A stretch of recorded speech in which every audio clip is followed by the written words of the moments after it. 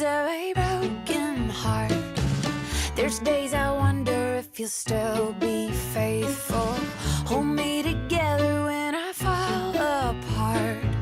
Would you remind me now of who you are? That your love will never change. That there's healing in your name, and that you can take broken things and make them beautiful. It took my shame and you walked out of the grave. So your love can take broken things and make them beautiful. Oh, and make them. Hello everyone, it is Janae, and this video is going to be a how-to video, but also like an explanation video. So I went on my Instagram and I posted a summary of 1 Samuel. I do that every Sunday. I post a summary of the next book of the Bible. And in that photo, there was a picture of this journal laid open to, I guess this page, I don't know, one of the pages. And I asked you guys, hey, do you want me to make a video explaining this notebook, how I made it, what I use it for, and everyone said yes, and you guys said you also wanted to know how I studied the Bible. So this is going to be a combination of how to make your very own note-taking notebook. Yeah. And also how I study the Bible and just little tips. If any of you guys are wondering, these two covers, I sewed them. Yes, is that sewed? I think so. I'm like, ugh. But yeah, I made these two myself, so that's why they're like matching. So yeah, let's get into it. Yo, we're just there for do it and do life big, you see me? I gotta slow down. When I study, I like to be alone or by myself, and I know that makes me sound kind of like a hermit, but that way I can really focus on reading. So what I like to do is I will grab my Bible and my notebook and my colored pencils, and I know colored pencils sounds a little childish, but I use them to like color mark or annotate or, what's the word? I use them to highlight because they don't bleed through the pages and it doesn't mess up my Bible that way. And it's a really clean, easy way to distinguish between different things.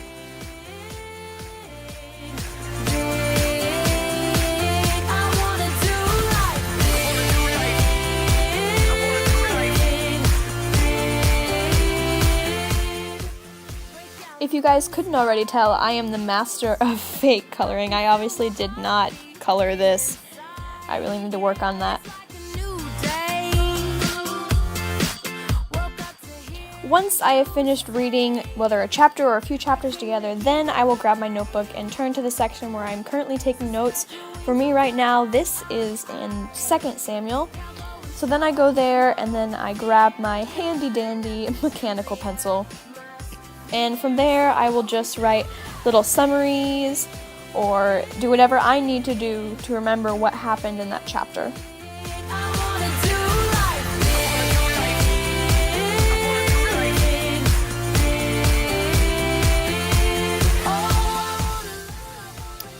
Aw, look at me fake studying like I know what I'm doing.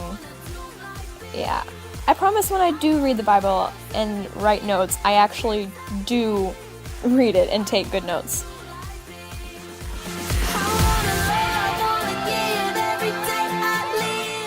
As you can see here, I just color marked or used different colors to mark the different sections of the Bible.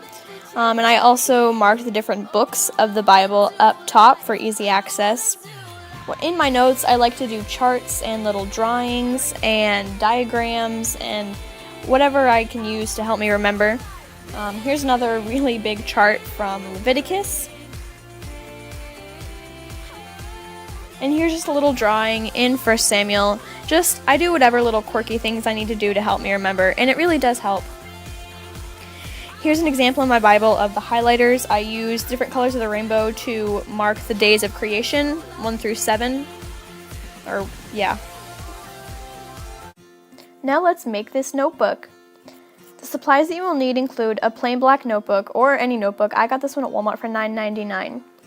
Some thin post-it stickers, notes, whatever, a pair of scissors, some tape of any kind, just transparent, and a pen. Let's go. The first step is to take one of your Post-it stickers and take it off, and you're going to want to find the sticky end. And I already have some sticky notes going, as you have seen earlier. So what I'm going to do is put it next to one of the previously stuck on pieces as kind of like a guide or a measurement.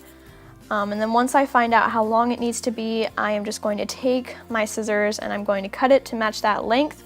If you don't have any already cut, you can just guess how long you want it to be, really doesn't really matter.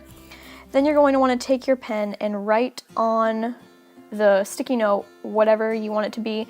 You don't have to make this a Bible notebook, you can make it a notebook for school, so you can write math, science, whatever you want. For me, I'm writing 1 Kings, that's the next book in my notebook. And then after that, you are going to want to laminate your little tab with tape so that it doesn't get messed up by water or anything.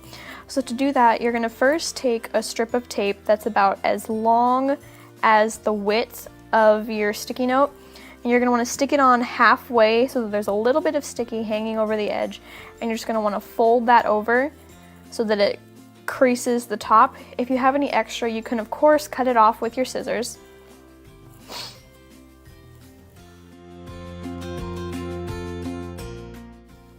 Now, taking some more tape, I'm just going to laminate the rest of this. So I'm going to grab some pieces that are longer than the width, and then I'm going to fold the extra over the sides. If you have any space left over on the back like I do, I'm just going to take another smaller piece of tape and cover that space in the back.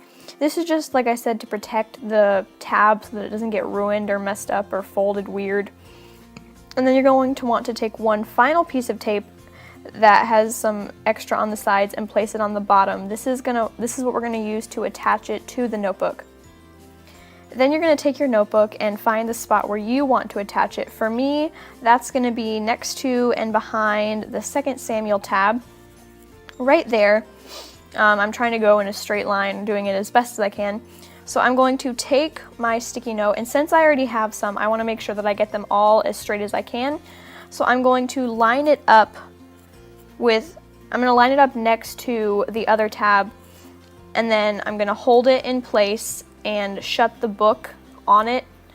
Right here I'm adjusting it because I messed up a little bit. And once you have it adjusted and where you want it to be, shut the book and just press it down so that your tab will be secured. Once you've pressed down on it, you can open your book to where that tab was, and my piece of tape got folded over so the other side was sticking up. But then you're just going to want to take some more pieces of tape and just secure the tab down the rest of the way. You can use as much or as little tape as you want or need, doesn't really matter, just so that it stays on and then it doesn't come off. And then once you're done, it should look something like this depending on where you put your tab or what color it is. And now you're done.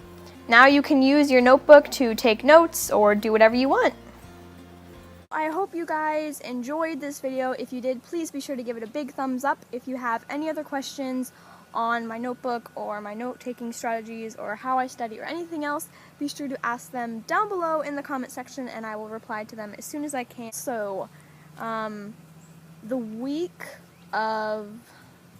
last week of June, so when you guys, if you watch, anyway, I will be going to the Florida Keys for a week, and I am thinking about vlogging every day and then posting it the next day.